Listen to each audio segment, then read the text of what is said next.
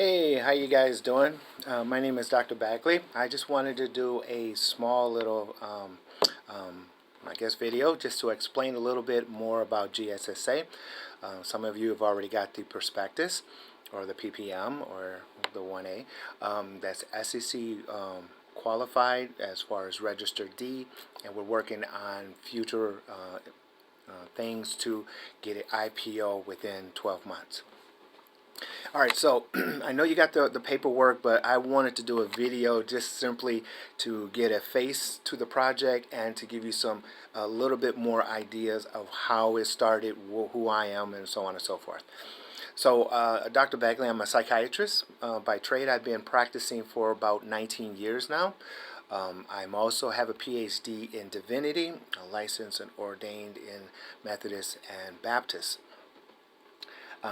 The reason of that is simple, because I wanted to understand that 95% of people in this world believe in a higher power. I'm one of them. And to help them in the psychiatry world, as a psychiatrist, I wanted to get a full understanding of the psyche of the person. So that's me. I'm divorced because I was in the military.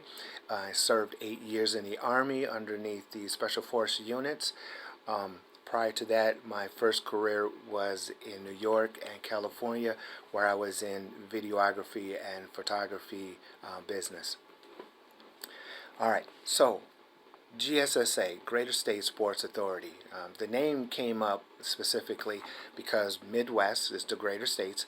Sports Authority is because my vision long term is to have a facility that specializes from a student graduating high school into the pro and Olympic arena.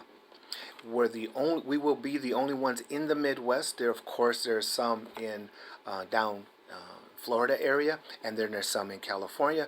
But all of our people and all of those special students who are very advanced in the sporting, sometimes they just can't do it. So we need to bridge that gap. And I think if we start off right with how I want to outline it to that vision, we'll be in a position to lock it down in the Midwest region for all pros and Olympics. So that's the name, Greater States Sports Authority, and that's the reason why. To start off, I wanted to teach in 2010. That's when I finished up my PhD. I wanted to teach, but I couldn't teach because they wanted me to go to school another year just to have a teacher's license. And I'm like, forget that. So I decided to start a school. It's a small school. Everything I did, once I did the research, once I got that and applied that, everything was out of my own pocket, so I never received any state. And the reason I never received any state anyway is because that state pays taxes, and I don't believe, if I have a career, I don't believe I need any extra money for that, or I should say from that. So I started a private school that specialized in a new way of educating. I say new, but in the context, it's really not new, but it is new. As far as the civilian, now when I say civilian, I'm military, so please excuse the terminology. The civilian education, you had to take a course of math, English, science, and then apply a certain skill. And in high school, nowadays, there's really no skills. It's just the simple curriculum, 21 credits here in Wisconsin. But it's a simple curriculum that when they graduate, it doesn't teach them how to be an adult or anything. It doesn't teach them about how to run a house or anything. And they're just as lost graduating high school as they are graduating college. Understanding that outliner, when I started the school, I wanted to teach it in the manner like military style, but understanding how to convert the military style and still apply civilian curriculum, transcripts, and so on. So what I did was I started 4 subjects. One was business, all things business, entrepreneurship, business law, right, and budgets and all that. Um, Religion in context, psychiatry, how and relations of society and social markups, government. Everyone was a governor of their own state, and so that we taught them about that. And then medical, everyone had to learn from zero to paramedics level. So in those 4 subjects, I would talk to a regional accrediting company, and they then said they would accreditate me if I could extract out of those courses the math, English, and sciences that is required for high school. And I did. And they approved the accreditation. So we started our first year. It was just regular students. The second year, we got involved with the foster care, and then we got involved with at-risk kids. And then from that, since 2010 to 12 to 13 and so on, we really focus at the at-risk kids position. At risk defined by those kids who are getting kicked out or who have gotten kicked out, or they've come through the foster care system and they needed an avenue that specialized with those behaviors with those students. And we were the only ones in the area who actually can do it and get it accredited with the transcripts through accrediting area, as well as the only one who can give them and teach them an actual skill. So we've started that process. It was a really success in that process because it crossed all borders of not just the gender aspect, but also borders of the racial aspect. And that is unheard of and almost contradicting what's going on in today's time, right? But we had an education school that whites, blacks, Spanish parents want their students to come to. And it was designed not for that in mind. It just so happened that it was a need for these students. Now, keep in mind, I only kept a small students because everything was coming out of pocket. I didn't ask for the parents who, at the time, were lower income. So we kept that in mind. Okay, I put together a board. The board consists of 30-year educator, a principal, 15-year educator, Angel Lopez, who's in the sports arena. He's an educator, principal, but he was over the sports. I didn't have a sport, so I needed someone who understood the sports arena and structure because our goal was to expand out. Come to find out, Lopez was an offensive coach for the Chicago Bears, and he is a VP of the NFL alumni in the Chicago chapter.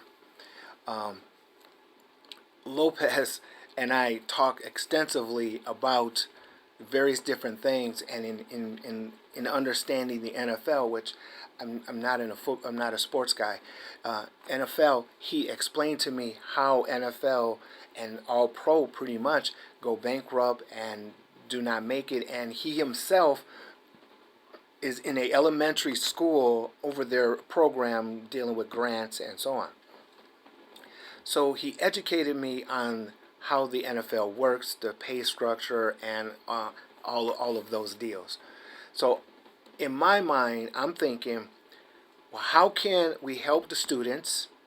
How can we help the NFL alumni guys who really have a skill?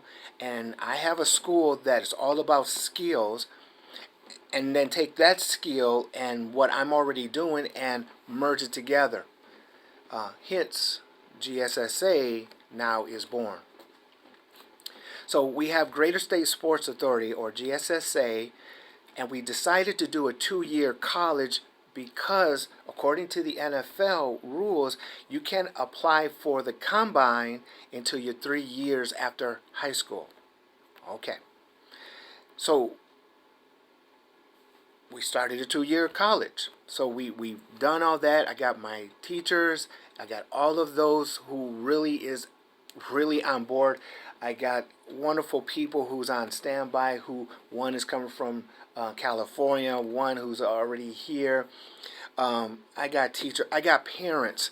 I got parents already lining up and asking when is the school open, not just for the high school because we're going to expand on that, but also for the 2-year college because that's going to really expand on that education side. Because even in high school, backtracking, even in high school, the parents and grandparents wanted to take some of those classes. Okay, so we help the community with education. At the same time, we help the students who are advanced in their sporting. At the same time, we have the skills from the NFL players, and we help them and they help the students. Okay, that's the makeup of what we're looking at right here, right now. To start a school, 2-year college, and house 6 football teams. That is unheard of. Okay, so we have that, we got that, and so transcript-wise, we got that. With accreditation, we have it a year in advance. How do we make money? Okay, the first year that we're opening, we're only requiring 275 sports students to pay $23,000 a year.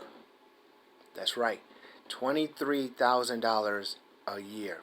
275 students. That's a little over $6 million, and we have the expenses of a little over 3. So right there, we have profit immediately. Now, keep in mind the financials that you see. It's not telling the truth, the whole truth. I underball it because that's just who I do. I that's how I am. That's not including the assuming students off the streets. That the first year we can get their payments, we can put them on a payment plan internally, and then the following year of operation we'll get it accredited, and then we can get and have them apply for federal grants and tuition assistance federally in the following second year of operation. So students off the street can come into the school. They'll pay for the tuition immediately out of pocket or payment plan, and then the second year they can apply for federal grants and tuition assistance. The NFL guys, same concept. They will sign up for college, the 2-year college, underneath the tuition assistance and grants because they have to go to college. And the football stuff is, let's call it for better than worse wording, free.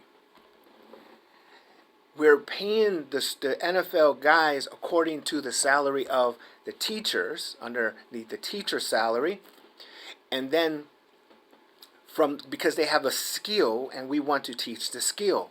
So we maximize the skills from the individuals and we maximize how we can teach them.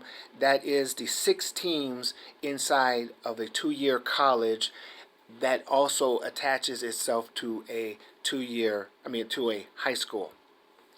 And we're going to package that in Racine. We found a building that has everything, and from everything, we'll put that in-house. We got a contractor, he's on standby, he's going through the blueprints and all of that stuff, coming up with the budget. And at the same time, we're looking for investors to come on board, not just with this project, because this project, as big as it is, we're almost at a point where we're going to be on a waiting list very soon once we start marketing it out and advertising it out. So the money is going to be there. It's already applied, just word of mouth, it's already applied. And even in today's time, we have blacks, whites, Asians, Indians, and everybody wants to come to the high school. So the college now, we have all of the sports guys from all walks. And we're not just promoting locally, but we're also promoting regionally outside of that. So financially, we have the immediate need of the financials to come on board to get in for several reasons. One, to help with the project, but at the same time help us with the numbers and all of that for the SEC, applying that. And then once we apply for the SEC, we'll go into the IPO position 1 year later. And again, that depends though how we look. If we have enough money, then from that I want to package it, and we can then package it to other arenas, like for example Madison. It's heavy in education but not heavy in sporting, and there's a need out there for that type of education for specific. Up north we got Detroit, we got Michigan, we got Chicago, we got all over and everywhere. So we can expand it and expound it outside, and we can all make money in that context. Now, when I say we, it's shareholders. Okay, I work for the shareholders. I'm chairman of the board, and I have right now it's about 7 players on the board. We maximizing at 13. I'm not a control freak. I'm not a title guy. I'm a result guy. I like to get stuff done. I just can't help it. I just got to get stuff done. So if you're interested, I just wanted to give you an outline of, a picture of who I am, video of who I am, what we're doing, how we did it, where we're going in present, and where we're going in the future. And this is an exciting time. We have the seller who's on board, who's willing to work with us. We have the broker who has gone up and beyond helping us. We have everybody from the teachers to the NFL alumni. We have everybody pitching in, see the possibility of what's going to happen. I'm excited. This is a long road. I've been working on this, honestly, from 2016 to right now. Yeah, so we've been working on this and be pumping it out, and the key is just don't stop, right? We're not stopping. In fact, we're so close. Anyway, I don't want to. So that's where we're at. This is Dr. Bagley. I appreciate everything in your considerations of what you are going to do to help the company. And our objective is to have a great product and service of what we provide, and in return to give you a return. So you have the financials, you have the prospectus. If there's any questions, comments, or concerns, please give me a call directly or go through whoever gave you this video, and we'll just go from there. All right, guys. Have a great time and day. I think that's about it. Any other questions, just let me know. All right, guys. Until next time. Bye-bye.